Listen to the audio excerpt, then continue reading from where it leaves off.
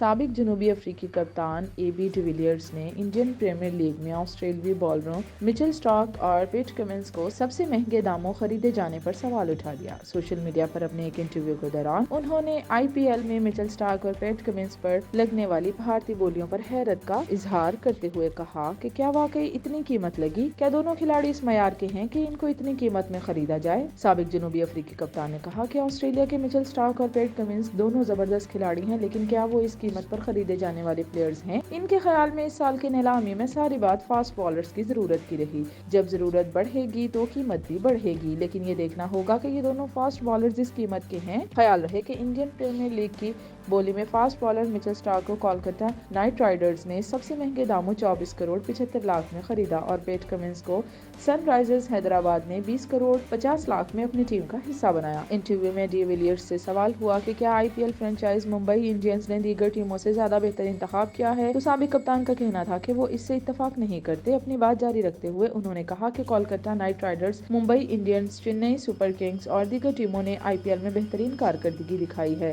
ان ٹیموں نے نیلامی میں بھی اچھا کیا ہے اور کوئی جذباتی پن نہیں اپنایا۔